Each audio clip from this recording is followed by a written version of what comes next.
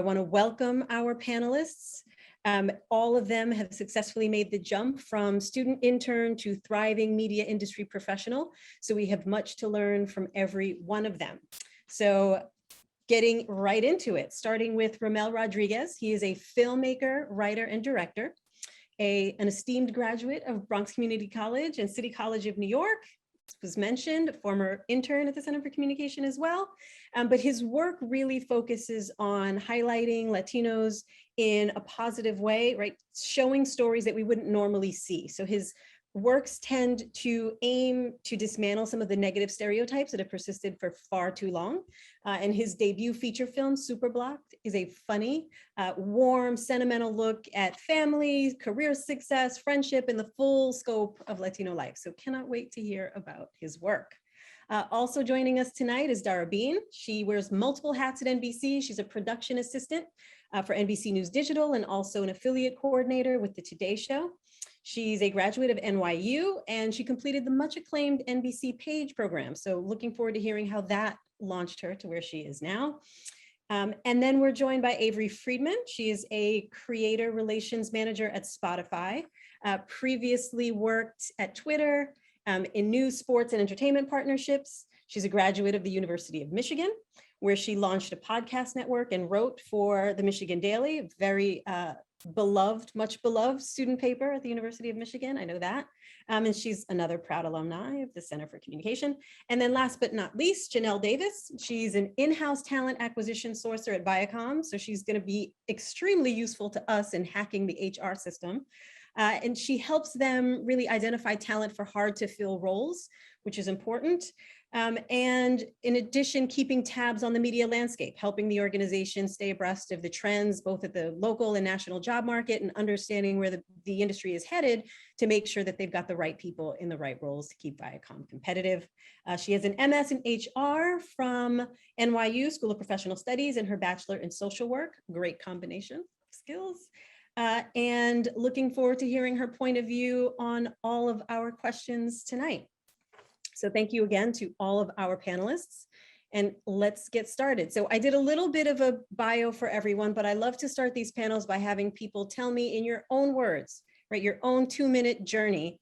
How did you get to the job that you're in, the role that you're in right now? Let's start with you, Dara, because you're smiling. Of course. Hello, everyone. Thank you again for having me. So happy to be here.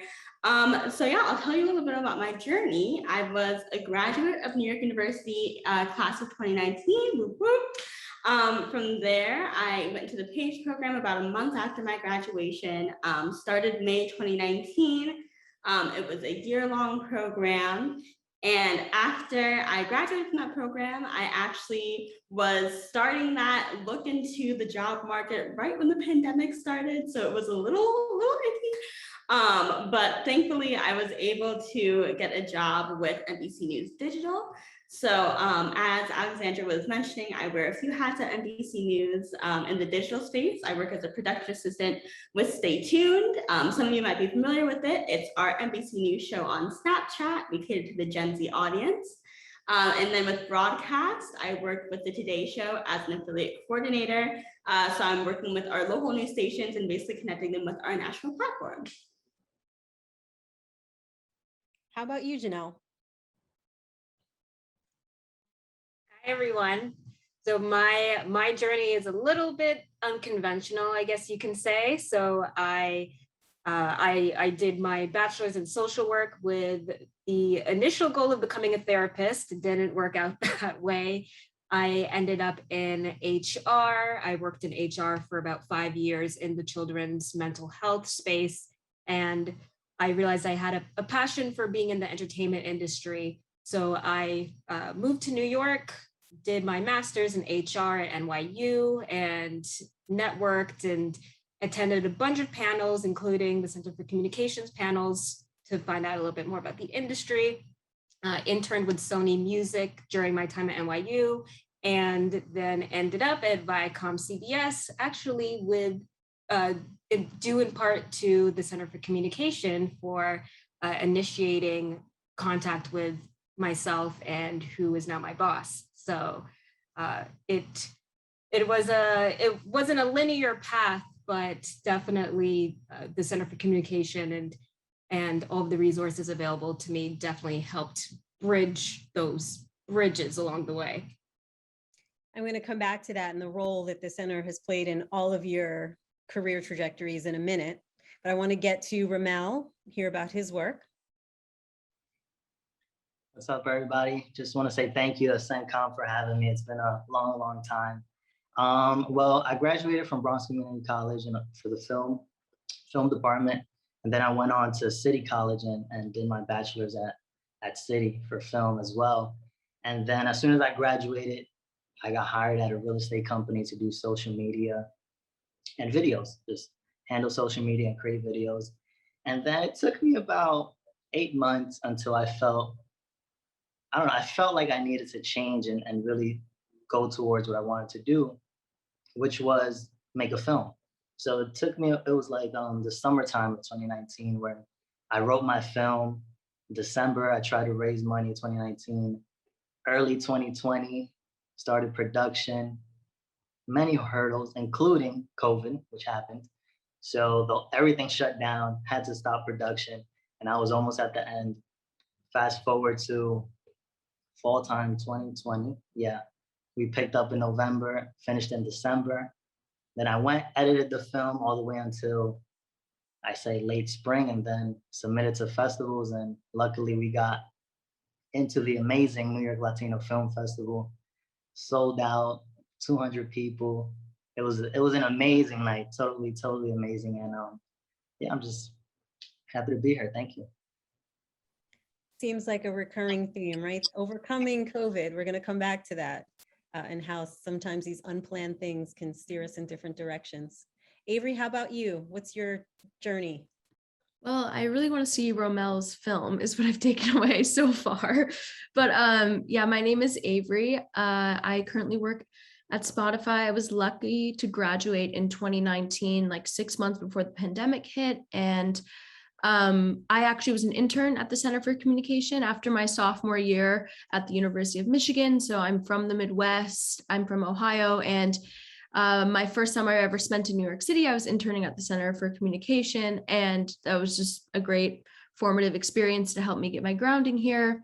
And the summer after that, I wrote for the school paper, the Michigan Daily at the University of Michigan, and I started their podcast section of the paper. And I was trying to work or get an internship at a news company like NBC or ABC or NPR, and like nothing was working out for me. But somehow I got an internship at Twitter, which felt very random to me.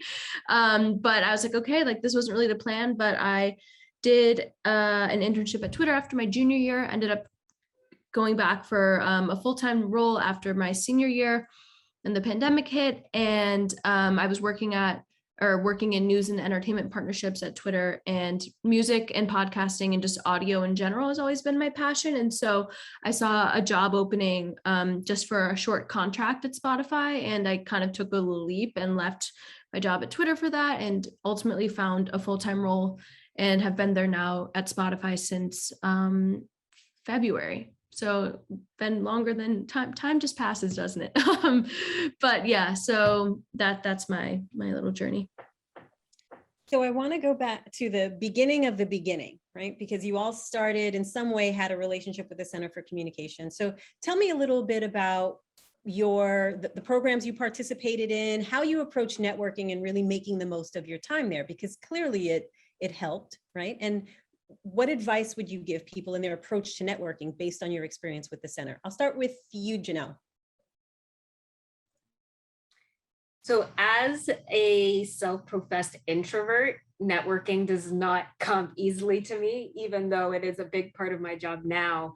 And so I'll backtrack a little bit. I first found out about the Center for Communication while I was working part-time at NYU in their Center for Career Development.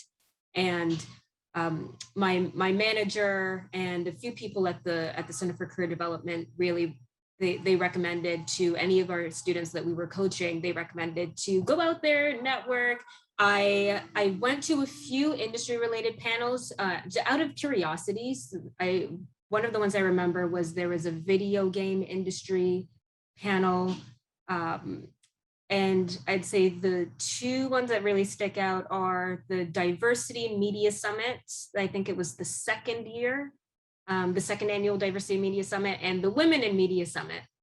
And my approach to networking at those events as a self-professed introvert was finding one buddy, someone else in the crowd that is off at the sidelines, at the food table, Center for Communications. Back when we had in-person events, they always had a great spread of food there that I really enjoyed. So just striking up conversation, asking what they're doing, why they're here, what they're studying, simple things like that. So just taking little baby steps.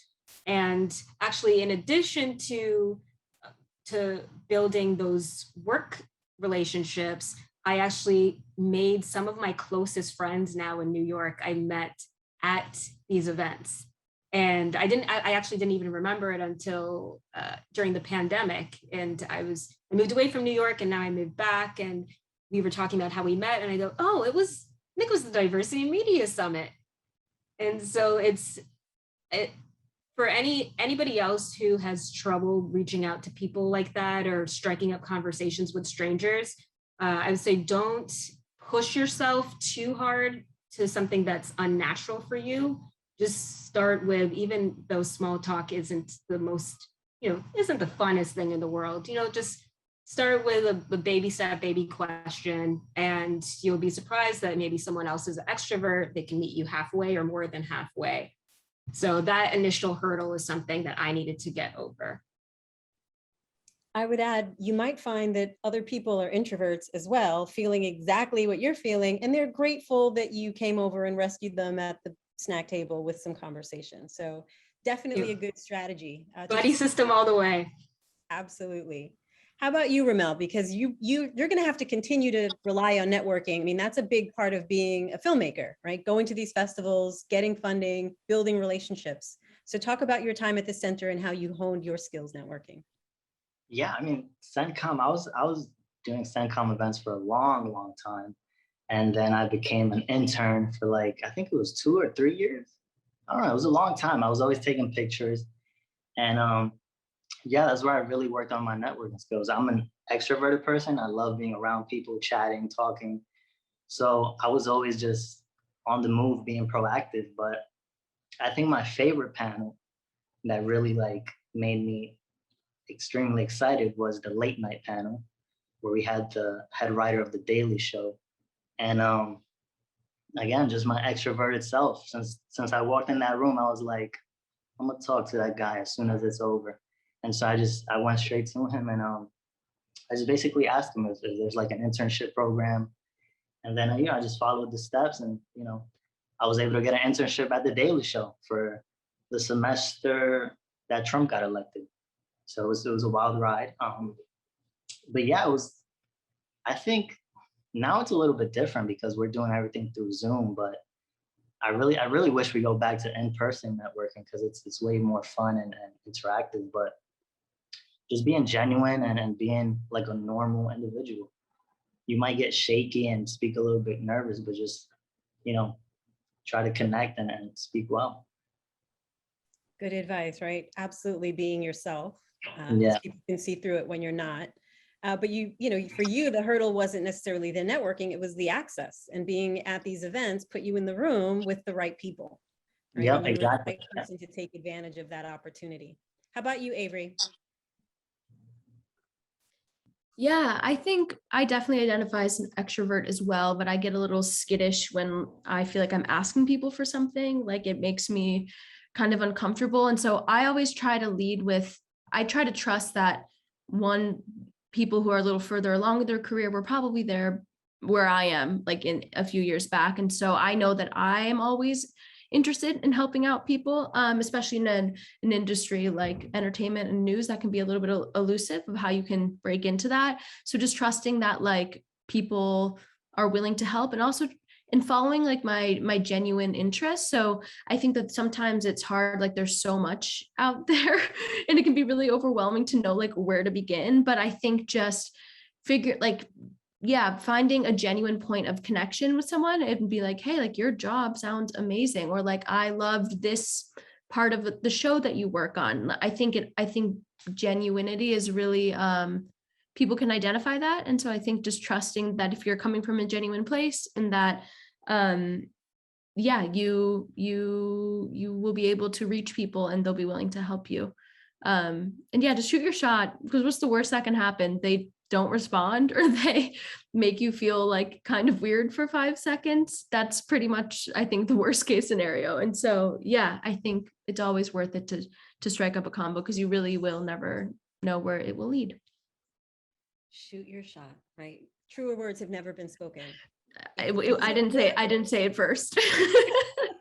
But if it doesn't work, you move on to the next person, right? There's so little risk involved in shooting your shot in a networking scenario, particularly in a safe setting like a Center for Communication networking event.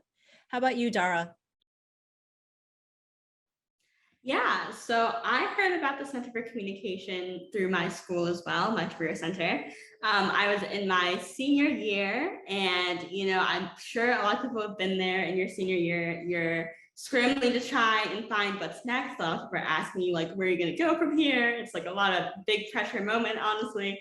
So I was trying to find internships, and I interned at the Center for Communication my senior year.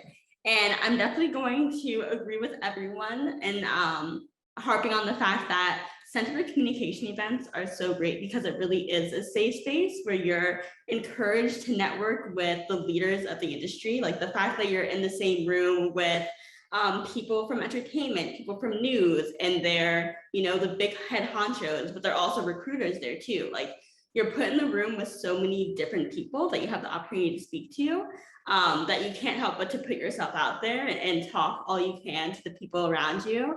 And so during my internship at Center for Communication, I was able to help out with a lot of events. And during my time there, when we were doing in person, I went to a lot of on locations that they had. So an on location was going to the office of a workplace. So we went to CAA, which is a talent agency. We went to the Spotify workplace.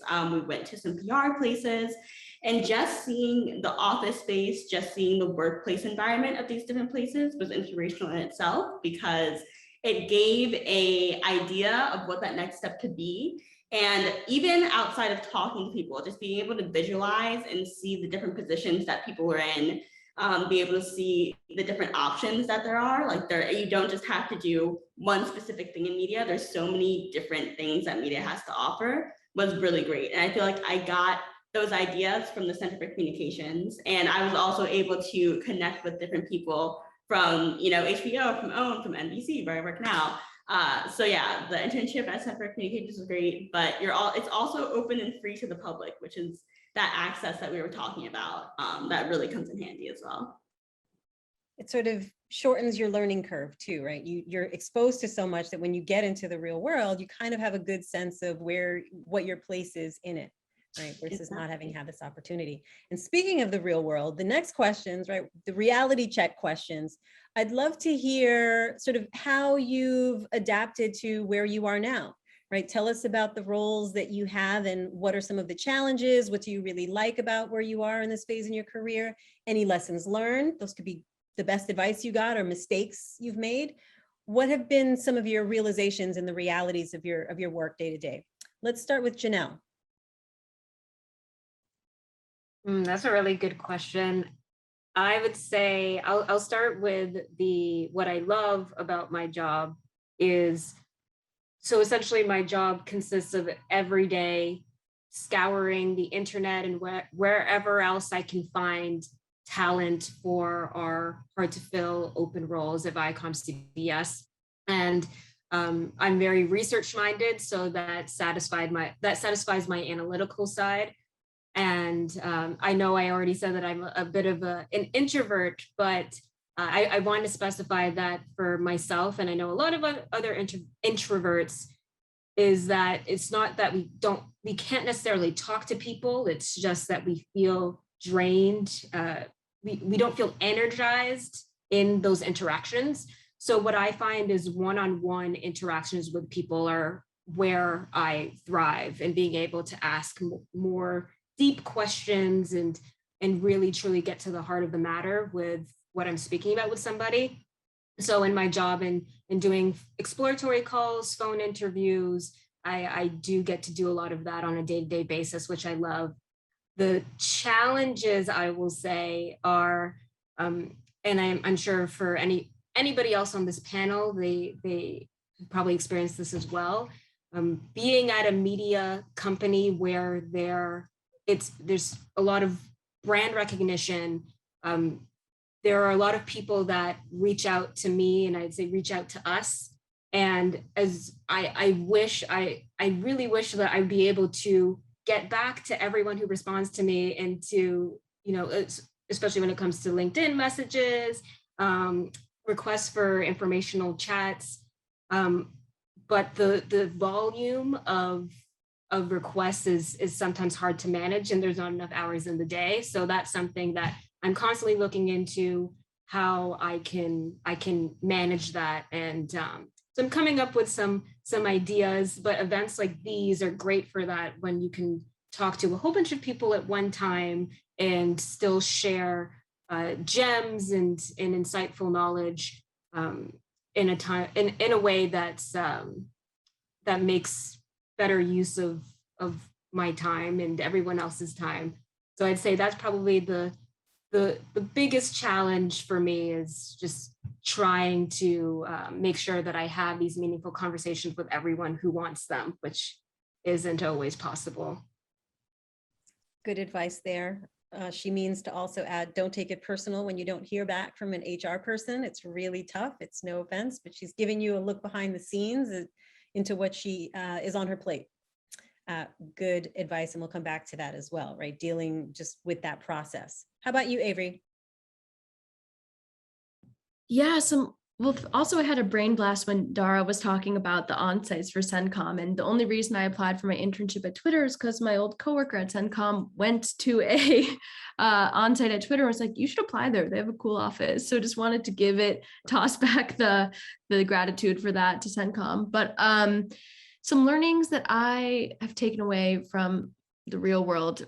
I think that sometimes in entry-level jobs, you might feel a little bit like you're not, especially if you're trying to go into something a little more creative or in entertainment, you might not feel like you're doing the thing yet. But I think that I felt that a lot in like the first year or so of my job. And I think that being aware that there are learnings to be had, even if you're not doing the craft that you want to do necessarily yet, or if you haven't found yourself in the perfect role yet. Like in my first job after school, I remember like I learned a lot about working on a team and being responsible to like a lot of different people who have a lot of different interests. And that is definitely something I've carried over into my current role. And I think that also a main takeaway for me is like a similar thing I was saying before, of just kind of like trusting yourself. And if you have an area of interest, like even if you're not totally in that area yet, if you're at a company where a lot of stuff is going on, like people usually want help or want hands on projects. And so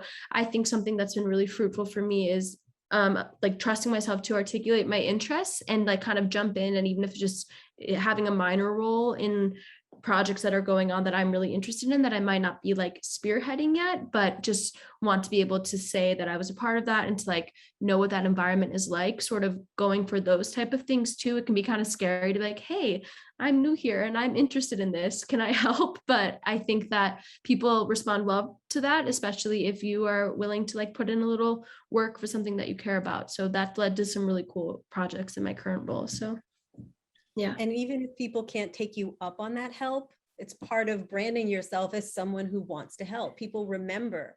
You'll be top of mind. Yep, you'll be top of mind when the opportunities do arise. Ramel, how about you? What are some of the challenges that you're facing as an independent filmmaker?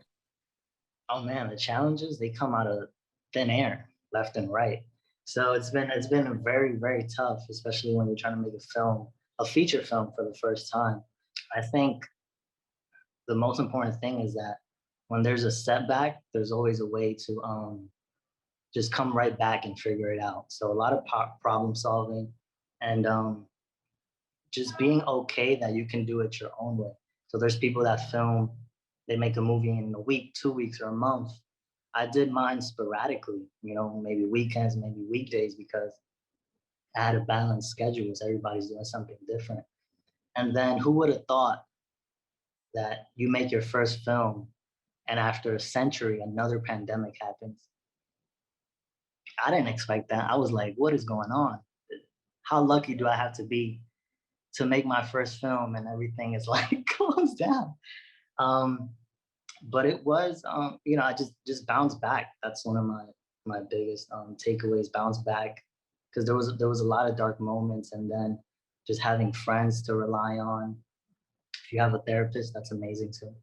And just basically, bouncing back, and then problem solving, and just planning accordingly, and hoping that stuff worked out. There was production days where things happened. I don't know, we just figured it out in the moment instantly. But my path has been one of those where it's like I had to take a lot of risk, and I still take a lot of risks to this day, just because I understand where I'm at in terms of my age and my finances. Like, I'm able to take certain risk that others probably can't. Like, there's people who can't make a film because they got to take care of their children, or their job is too consuming. So I don't have kids. I quit my daytime job, and then I was freelancing, doing videos. So I had a lot of free time, and it just comes from taking like a macro POV of your situation and being like, can I really handle this? And if I can do it, I know it's cliche. If I can do it, you guys can do it. So. But what you got basically a master's degree in resilience, right? Improvisation. It takes people years to develop that. And the silver lining, it can't get well, I won't say it can't get worse, but you've overcome a lot. Let's not bring on any new pandemics, but being able to still complete what you've complete, that takes people years, right? To achieve that. Right? Being forced to take risks is a lesson in itself. Yeah, exactly. How about you, Dara? So when thinking about the current role that I have, as I mentioned, I started it during the pandemic. So I think the big thing that I sort of wrestled with was being comfortable with the learning curve that came with that. So the fact that I started during the pandemic meant the team also didn't quite know what to do with a production assistant in a remote setting. So I was learning their systems, but they were also developing their systems in a remote setting. So I think being comfortable with, because I'm a bit of a perfectionist, so being comfortable with having that learning curve, you're not going to get everything right on the first try. And people don't expect you to either. Like, they expect you to have a learning curve. So recognizing that and really utilizing it as well. I know at first when I was having problems on the team, I would sort of try my best to like brush past it and say like, oh my God, I'm so sorry. Like, what do I do? But if you just ask for help when you need it, like as Avery was saying, ask for help and offer help. Like, people are willing to help you because you're in that early career role. And as I've talked around, I've heard that in your early career, people are more willing to talk to you, more willing to help you and guide you. So I think while you're still young, while you're still, entering the workforce, it's best to utilize that that gem that you have of being able to ask people for help and ask for guidance and get it so easily. Yeah.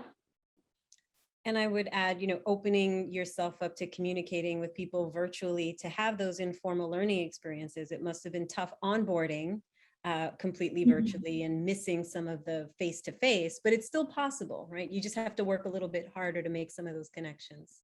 Yeah, and it's still very worth it. And people are willing to chat on Zoom, because I know, especially during the quarantine when everyone was really still locked in, no one else was doing anything anyway. So people were open to talking and jumping on Zoom and chatting. So definitely still utilize that. Everyone was desperate for human contact in those first 6 months, right? Exactly. Well, I want to shift gears a little bit and talk about diversity and inclusion, right? It's central to the mission of the center. And we know our industry, like all industries, is sort of grappling with this issue and trying to be more inclusive. So I'm curious to hear your thoughts as people who've just made this major transition or beginning your careers, just your opinions of how the field of communication broadly is dealing with diversity in general, where we can do better, where things are improving. What are some of your thoughts? Let's mix it up here. I'm going to start with Avery and then Janelle, Dara, then Ramel. Yeah, I think I've been super lucky to work at two like progressive tech companies that make diversity and like having diverse perspectives and even like really amazing and strong employee resource groups within our companies, like a central tenet of working there. I'm queer, so it's definitely been an interesting thing to navigate. But I think that we're obviously moving in the right direction. I can't speak from like every perspective, but I feel grateful to have worked in places where like I'm comfortable talking about people who I'm dating and stuff like that. But it definitely, you still don't really know how people react to stuff like that. But I think we're definitely moving in the right direction. And I think that there are learnings to be had all the time. And so I think corporations should continue to be taking accountability for missteps and for lagging in progress in whatever arenas. But yeah, so that's my 2 cents on it. Right, acknowledging that it is hard work for every organization. Still have to do it, still have to keep moving forward. How about you, Janelle?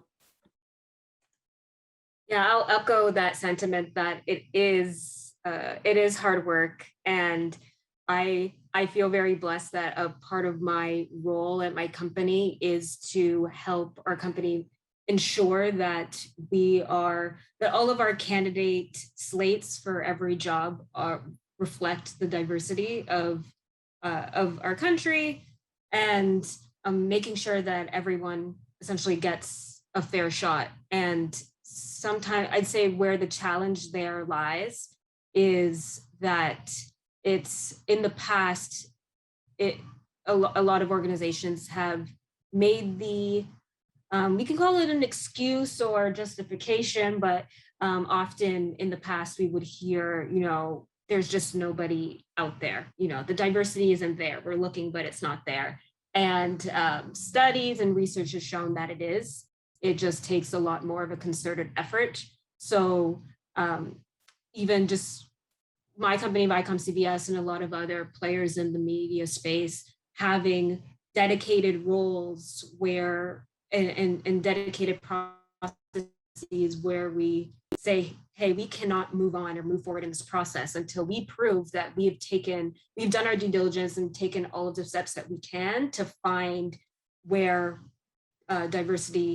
where there may be pockets of diversity, whether it's, switching up a location, taking a deep dive into our job descriptions and seeing, are these job descriptions that, unintentionally are catering more to, men or women or a certain race. And so really doing a lot of that research from all areas. So from talent attraction and also from where we're finding talent is huge. And I just think that especially now, there's just no room for excuses anymore. The diverse talent is out there. We just have to make sure that we're looking for it. And also from the other side of the coin, for if you identify as someone who's a racial minority or minority in any protected class, I know personally for myself, it is sometimes we can run into imposter syndrome where, if we do make it very far in an interview process and we go, oh, is this because I'm this and they're looking for this and they need this? And that's something I just want to say, mentally don't even go there, because you have a lot to offer and your skill sets have a lot to offer. And just one of the biggest values of diversity are making sure that in a room full of people that you bring your unique perspective, and by you bringing your whole self to work, it inspires others to do the same. So my advice is if you're concerned about that and concerned about being a diversity hire or a quota to fill, I'd say the perspectives from people like myself and recruiters in the industry are not that. We're looking for who is the best fit for the job, and we're hoping that within that we can also find people that, where we have gaps in the employee population, where we have gaps in terms of identification. And so, yeah, just bringing your full self and saying, hi, I'm this is who I identify as, these are my skill sets, I'm here, look at me, to essentially be unapologetic about it. Organizations are finally getting the message that it just makes good business sense, right? It's not a charity. It helps everyone to have organizations reflect the full diversity of the world that we live in and the customers that we serve. And so I think that is just, as you said, just going to propel people forward. And to your point, everyone should see themselves as an asset because you are bringing value by being different to the organization. How about you, Dara? Right. So I also am fortunate to work at a place that also values diversity and inclusion in the company. And I think, as probably a lot of you noticed, there was definitely a resurgence and a push to get more diverse candidates in, to have more diverse content, where we saw the resurgence of the Black Lives Matter movement that happened last summer. There was sort of like a reckoning that happened within the media companies, I feel like. So during that time, NBC, said that they stood with our employees and everything, which was really great. And I'm glad to be in a space that does that. But I do also want to touch on Janelle's point about thinking of that imposter syndrome of like, oh, I'm the only this person in the room. What does that mean? I've been in that situation a lot of times. And I think that when you're in the room in that way, you have to be the one more than none. Like if you're the one, be the one more than none, and really make sure that you're being your authentic self and that you're bringing what you can to the plate. So for example, in my role now, I've been able to produce different segments for the show, which has been great. And all the stories that I pitch, all the stories that I find, I try to include people of color and try and amplify the voices of those marginalized groups that we don't typically hear from.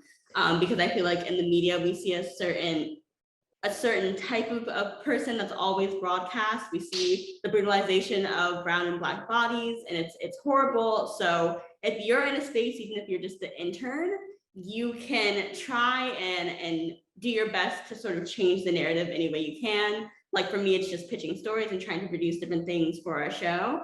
But yeah, when it comes to diversity and inclusion, just know that you can also take the stand and sort of change the field that you see around you. Takes a little bravery, but absolutely, right? You just shoot your shot, as was said earlier. How about you, Ramel? And you have a slightly different perspective because you're not even just talking about representation in the field.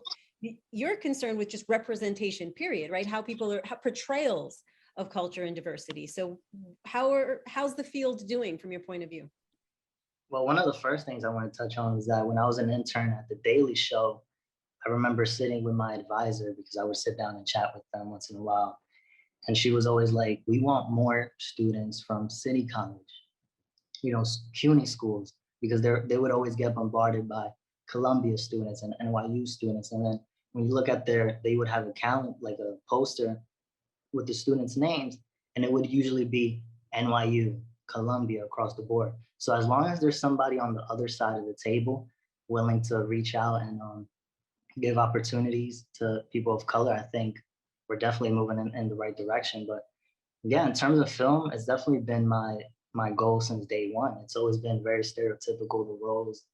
And, luckily we have a lot of filmmakers who are way more successful, who are doing it at a very high level, and they're doing the same thing, which is putting more Latino people in lawyer roles, doctor roles, police roles, not the criminals, not the drug addicts or whatever it may be. So I feel like, and also the streaming platforms are very, very interested in getting content that's just not specific to one culture, but multiple cultures. I have a friend who he's a successful actor, and he's been like in a lot of programs on Netflix where he's a Dominican kid, and luckily they add more actors of color. So I think it's definitely going in the right direction. I think HBO, it was known as HBO Latino, but now it's rebranded and now it's HBO Palante.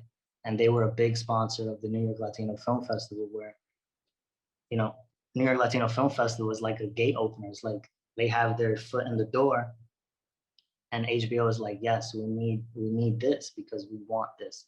So luckily, you know, HBO is always acquiring films from New York Latino Film Festival, and you'll see them on their platform within 6 to 12 months. So it's definitely, like I said, as long as there's somebody on the other side when like, hey, something's wrong here. I think there was like a story that Jon Stewart told once where he was criticized because his writer's room was full of white men.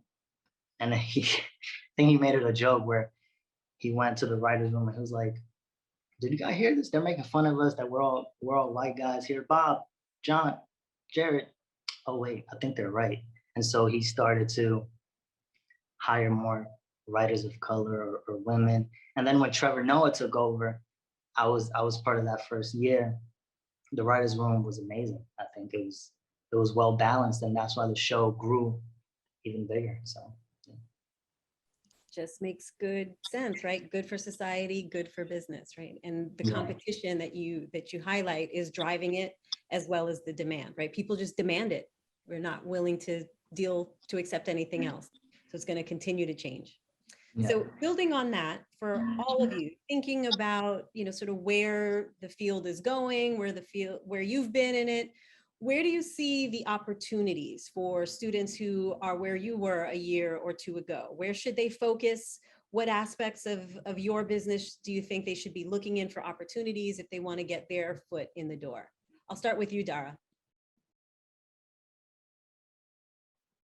Ooh, that's a great question. And I think that from what I've seen in my experience, there's definitely a lot of growth happening with like streaming services and digital side of things. I think we've all noticed it with different platforms sort of starting out.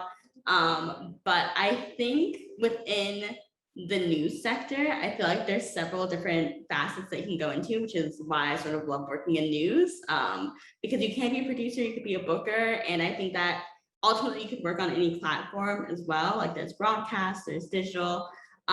So yeah, I think when it comes to what to look for when you're taking that next step, I think working in the news is great, and I feel like there's still a variety of platforms in different areas that you can jump into. So casting a wide net in terms of places where you're going to look in terms of formats, content genres, and streaming versus kind of some of the traditional places everyone typically goes for. How about you, Avery, as someone at Spotify? Yeah, a streaming service itself.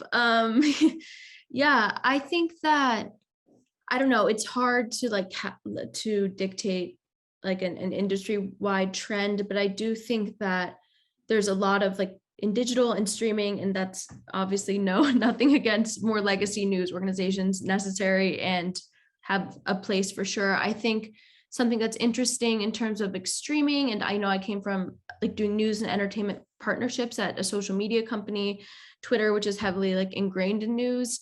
I think that a lot of the commonality with these things are like, I don't know how we're thinking about like the creator economy in terms of like media and entertainment, where cool thing, there are ups and downs, of course, of social media and streaming, but a cool part of these new technologies is that it kind of allows anyone to get their voice out there, or to be heard and to find an audience. And so I think that that's one interesting area, is that like if you have the capability to try to do the thing, whether that's like making a podcast or writing a blog post or something like that, there are ways that you can kind of build that up for yourself without maybe attachment to even a major streaming company, but utilizing the features that those companies provide to the public to kind of try to build your audience in your early career, I think is an interesting way to go about things, and it's kind of new.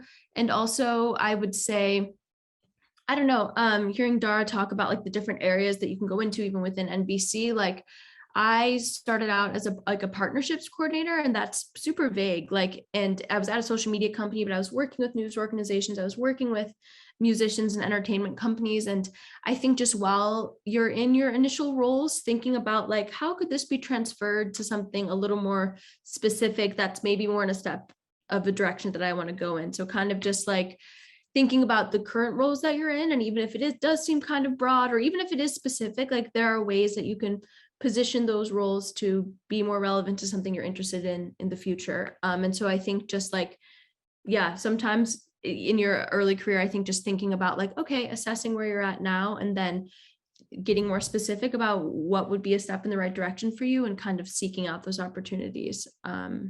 Yeah, that'd be my advice. How about you, Janelle? We're almost at the point where we've got to go over for questions. So I have one quick question after that, but any suggestions of where to focus? Yeah, so first of all, I'll say that I think what Dara and Avery said, I completely agree. It's great advice. One other thing I'll add is constantly, so if your goal is to get hired somewhere, to not be, and say, let's say you've applied and you didn't hear anything back, don't get discouraged, keep applying. And a message particularly for women, studies and research have shown that women generally tend to self-screen themselves out of the process. So by that, I mean, they'll read a job description, and if they feel that they don't hit all of the qualifications, every single one, even the nice to haves, they just won't even apply, because they go, oh, I'm not a fit. So that I'll say, no, read the job description. And if there are a few core things and you think, oh, this describes me and what I'm capable of, still apply.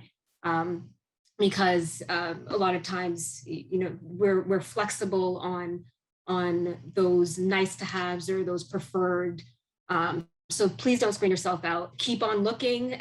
I'd say treat it like a full-time job. Keep on looking every single day. Keep on making those connections. And I'd say probably one of the most important things is, if you see a job and you're interested in it, try to apply as soon as you can. And I say that because I'm a little bit triggered, because I'm someone who's a perfectionist, and I will take all the time in the world to redo my resume and my cover letter and make sure it's perfect. And in that week or couple of days that you're doing that, it's very likely that someone else can come and get interviewed, and the team loves them, and you miss out just because you weren't in that first batch of people. So I'd say my biggest piece of advice is, if you see something, definitely do take the time to make sure that your resume and your cover letter really reflect what you can bring to the position, but also make sure that you get your application in as soon as you can. We're going to get a lot of questions about applying for jobs momentarily, but I want to give Ramel a chance to chime in with any advice, and maybe talk a little bit about personal branding. We didn't talk explicitly about social media and networking and building up your profile. We touched on it a little bit, but any advice along those lines? Yeah, I mean, as long as your social media is up, you're constantly updating it, keeping it fresh, keeping it nice, I think you're on the right track. But specifically, just be fully focused. I mean, when I was at CENTCOM, I was always talking about late night television. I was a fanatic, and luckily there was a late night panel, and you just be fully focused on whatever you want. And again, just be true to yourself, online and offline. So many good nuggets. Shoot your shot, be yourself, don't give up, right? But we need to keep hearing these things. So I appreciate you guys sharing so much of your personal experience, because we're going to shift to Q&A. And there are lots of questions for all of you. So I'm going to try to spread the questions around, but we have our first questioner here. I believe it's Sarah Curley. Whenever you're ready, please introduce yourself and tell us where you're from. Hi, my name is Sarah Curley. I'm a student at University, and I want to ask, what is the best networking advice you can give, given that we are in a virtual context? I'm going to throw that one to Dara and Ramel. I think that is a great question because we've definitely seen a different landscape with the virtual setting for sure. It's changed the networking game a lot.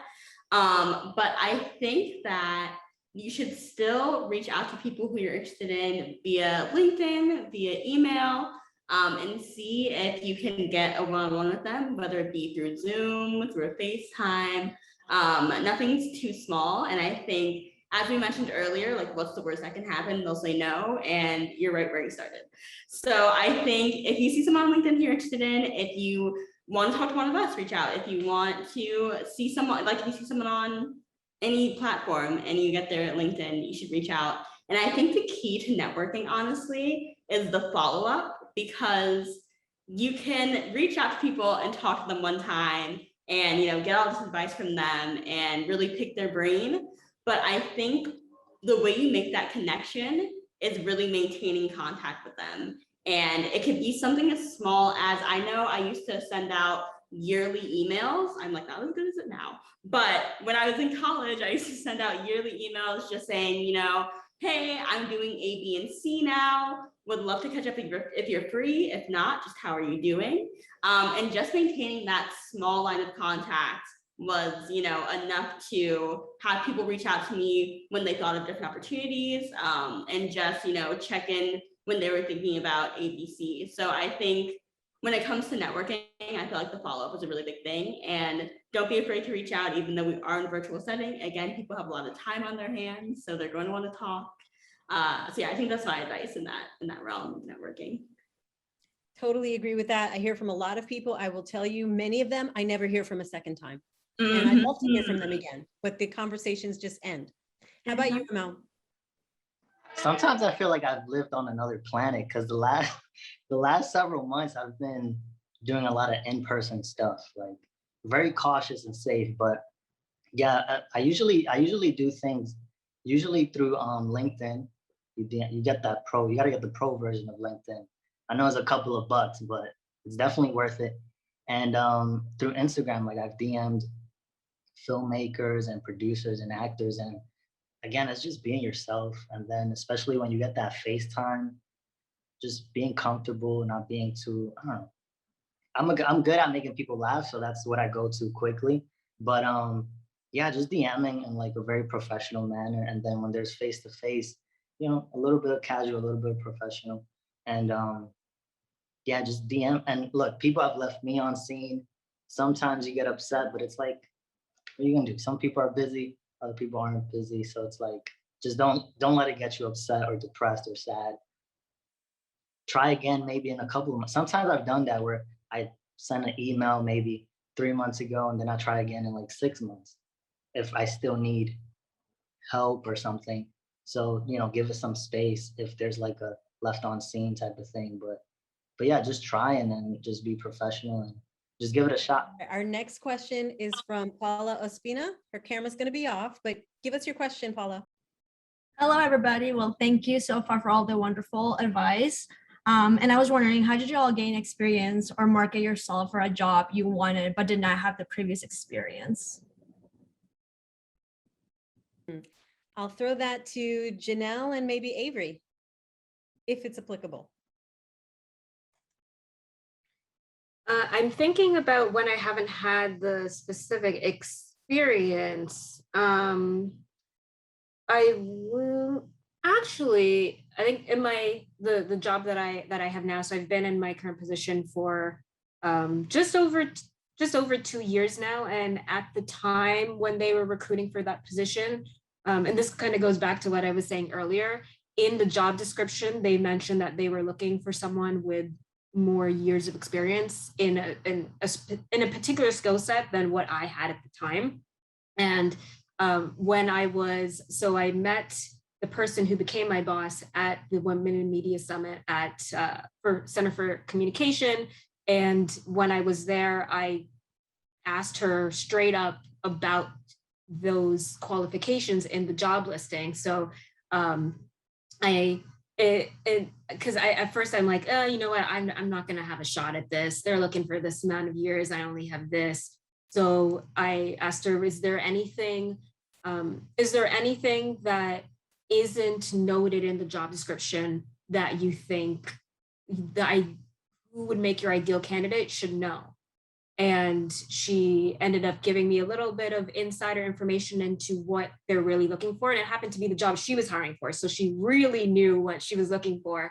And with that, I was able to do my research and really take a self-assessment of what I was really strong at and my transferable skills from other industries, particularly media. So since it was recruiting in the media landscape, and I didn't have as much media experience as they were looking for, I was then able to go back and say, okay, well, during my internship here, this wasn't television industry, but it was music. Here's how that transfers to this.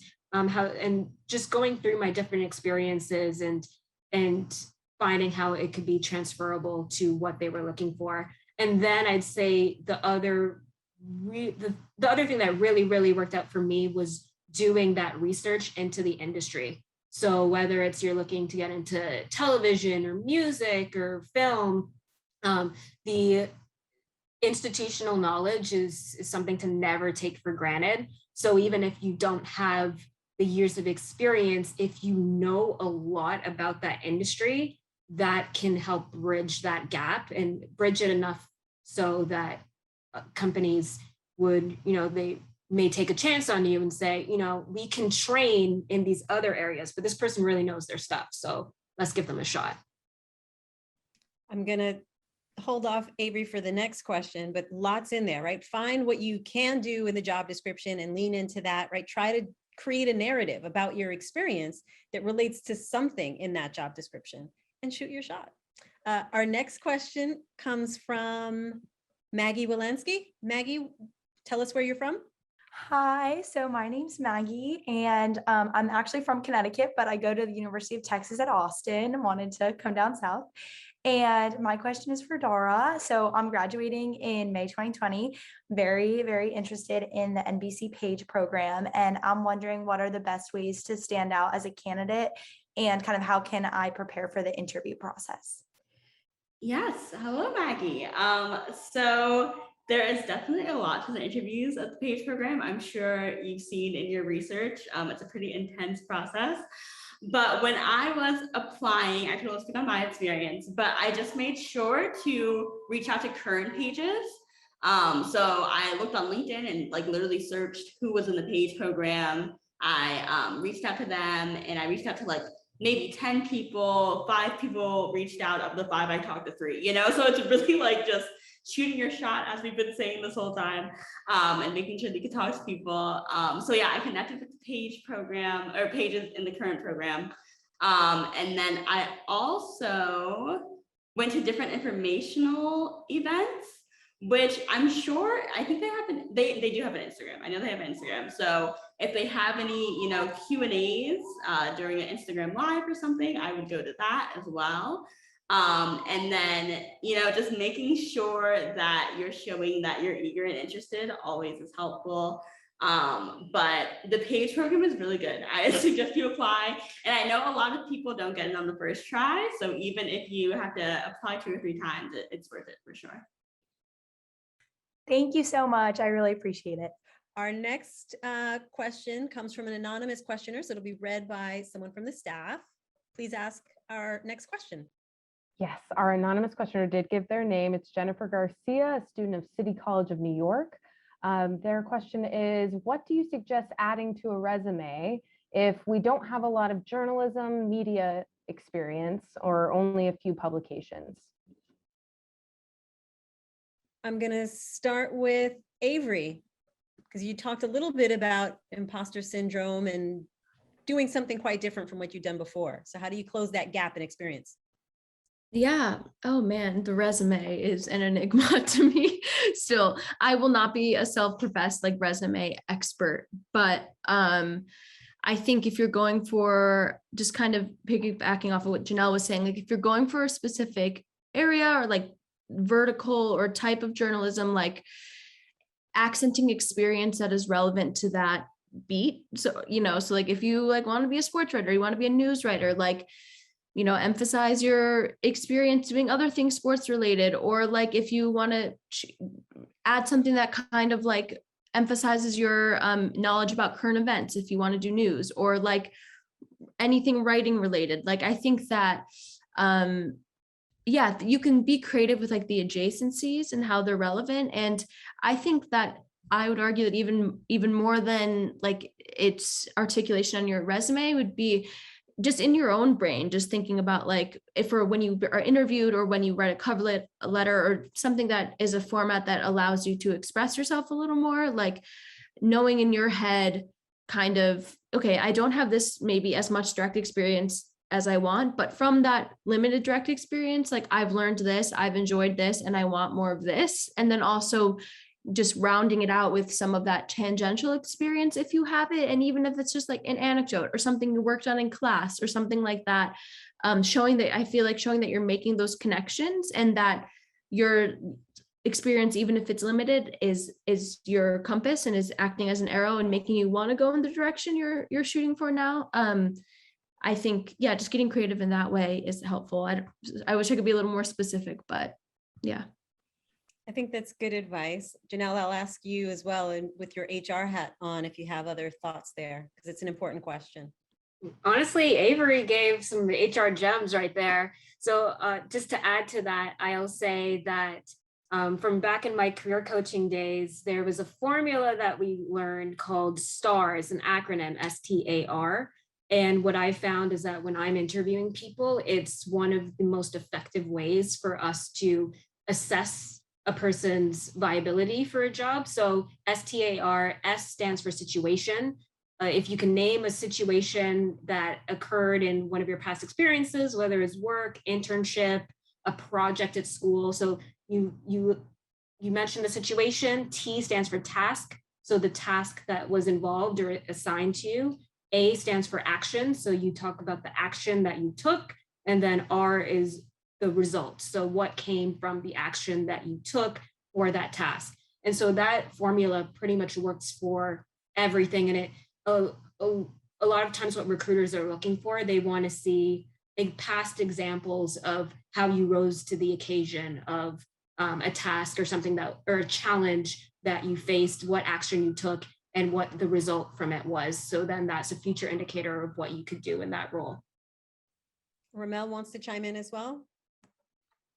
Yeah, from what I've noticed very quickly is that we live in a content-driven world. So if you're a journalism major, just create your own journalism type content. I have a friend who Suncom knows as well. She's been at the program. She created her own article. She went interviewed people and made her own project, and that really gave her a foot in the door when you had to show something. So if you can just brainstorm something you can do. I have a friend who became a popular photographer because he interviewed several members of the LGBT community and how they came out to their family, and that was picked up by BuzzFeed, and he went and did amazing things with that. So it's always about, if you don't have anything, just figure out what you can do yourself. A blog, maybe interview people in a community, anything. Yep. Your social media lets you create your own content. You can grow your own following, right? You can demonstrate your own results. And I would add that, not everything has to be in a job, right? You can convey passion, you can convey experience through things that you haven't been paid for. So volunteering in things, doing project work, freelancing, picking up enough little things that sort of make the case that, okay, this person is the real deal, even if they haven't had a full-time job. Next question will be from Carolyn King. Hi, my name is Carolyn. I'm a radio, television, and film major at Northwestern University, and my question is for Janelle. I'm a fellow introvert, and I've found that I believe that being an introvert can come with a lot of strengths, but there are also many situations where being an introvert means that I feel kind of like an outsider or that I'm at a disadvantage. I've kind of gotten the vibe that the entertainment industry is full of extroverts. So I'm wondering what your experience has been with this, Janelle. Have you found that being an introvert is more something that you can embrace in the entertainment industry, or more something you feel the need to overcome? That's such a really good question. And I feel like I connected you so much based on that. I will say, don't, it sounds so cliche, to say be yourself, but I truly mean that, in that there is being, if you consider yourself to be an introvert, it really is, there's a secret superpower there where usually when you're more in your head, you're very observant of what's going on around you. You're emotionally intelligent and aware of what other people may be going through. So if you're in the corner and you're thinking things about yourself, you can often spot someone who feels that same way and understand how they feel and make that personal connection. And I think Avery made a point about that earlier, to make a connection based on anything that you can find that's a little bit deeper. And so I would say definitely utilize, if you're an inquisitive person, use that and ask questions. And you don't have to be that person that's starting the conversation. Just one piece of feedback that I heard that I never really thought was useful before, but now it's my favorite compliment to hear, is you're a really great listener. Like, when I talk to you, you actually hear what I'm saying. And I think that's often taken for granted, because especially so much is going on, a lot of people will hear things and then they'll ask you the same thing over and over again, which you're like, oh, you weren't even really listening to me, were you? And people like to feel validated and heard. So active listening is such an important skill. And you'll be surprised, when you really listen, you'll gather so much information about a person that then will give you a lot of material for, what you can ask next. Or even if you don't feel comfortable asking in the moment, back to Dara's point about following up, that's something that later on, when you send an email to someone, you go, hey, Dara, Avery, Ramel, it was so nice meeting you. It was so nice seeing you speaking on the panel. I remember what you said about this, and I thought it was so interesting, da-da-da-da-da. And it opens up just more avenues for conversation. So I'd say that's a little trick that introverts can use. Thank you so much. Thank you for your question. Our next question comes from Genevieve Benson. Genevieve, what's your question? Hi, I'm Genevieve. I'm a film student at the City College of New York. And I just wanted to add, Avery, I'm also from the Midwest. So I was at Michigan State for a year before transferring to City College. But so my question is, what is the strongest way to start a cover letter for the first sentence, like you really grab the attention of the hiring manager? Anyone have a cover letter they're really proud of, or a cover letter strategy that has worked for them? Not I. Avery abstains from that one. Dara, how about you? You got into the PAGE program. There must have been something great in your cover letter. Yeah, so cover letters are always such a project for me. So I feel like with your cover letter, the thing that I did, which was always very dramatic, but I just felt like I started every cover letter with like a story. Like, I always sort of told them about, so I would read the description of the job, of course, right? And then pick out a skill that they asked for that I knew I could bring to the table. Whether that be, and it could be, a lot of you are talking about like, oh, what if I don't have the right experience for it? Because it's an early career job, you're not expected to have all the experience yet.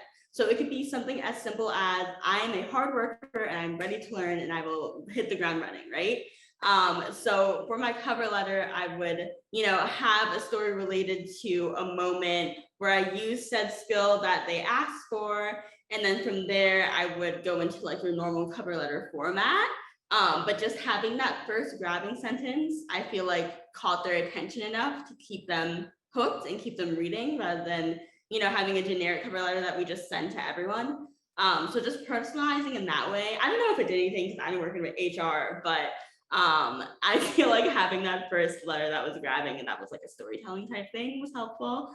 That was my go-to. Yeah. Janelle, thoughts? I see you nodding enthusiastically there. I'm nodding violently right now. Oh, that's chef's kiss. Like, that is for anybody that's in the position of hiring, whether it be a recruiter or a hiring manager. We're reading hundreds of resumes every day. So I'll say that you're already a step ahead of the game, even just by having a cover letter, because I think some people assume that, recruiters are busy, they're not going to read it, which sometimes may be true, But if it's up against, let's say it's up against you and someone else, and you have a cover letter, the other person doesn't, that's something that can give you that, that little step up there. So having a story in your cover letter, it makes it interesting for the reader. And any way that you can grab someone emotionally, I think you should always take that opportunity. So in your cover letter, in an interview, always finding a way to make a story, because and probably Ramel can talk about this in more detail, but everything, you're the main character, you know that meme, you're the main character of your story, you are the main character of your story, so tell it, and everything is a story. So it makes it interesting for the reader, and I think it really does increase your chances. So to your initial question, I'd say don't get too caught up in thinking, what the first line or the first sentence of it should be, as much as you want it to be grabbing or gripping, and just focus on your overall story. And I think from the story, highlighting the part of it that you really want the person to know and making sure that that's closer to the top, I think that may be a way that you could achieve the same result. And I would just add, don't reiterate everything that's in the resume in the same chronological order, right? It's an opportunity to pick and choose what you really want to highlight and help the person on the other side of it see a deeper level of what you're interested in, what you can do, and why you're a fit for the job. Our next question is, and I apologize if I mispronounce the last name, Betty Burhane or Burhana? Betty, what's your question? You were kind of close to Burhane, but hi everyone, I'm Betty. I'm a freshman at NYU and I'm studying media culture and communications. So I was wondering what kind of classes you guys took that kind of inspired you or aided you in your current career. I guess this is more towards like Dara or Janelle, if you guys have any specifics, but like anyone, that would be awesome. I can speak really quickly on that. So for me, my major when I went back to school was in HR, but I knew that I wanted to be in media. So a lot of my classes were already, it's pretty standard and they weren't specialized in media. So what I did is that a lot of my projects were case study based. So anytime they gave us a case study project where you get to choose the company, you get to choose something in the news to do a project on, I always chose an entertainment or media company as the company, or if the topic was, if you could choose your topic, I would always have it be something about talent acquisition in the entertainment industry. So then by the end of my program, all of my case studies, it kind of built up this little portfolio of knowledge that I obtained. And so I'd say that if you don't have the opportunity to take a specified class in media, if you ever get the opportunity to choose your own project or topic, to choose something within that realm, and then it gives you the opportunity to do that research. I can also answer this question. I got very excited hearing this because I also majored in media culture and communications at NYU. So I definitely can relate to your journey. And I think that it is a very good one if you're interested in media. I personally chose media culture and communications as my major because I wasn't super, I didn't know what specifically I wanted to go into.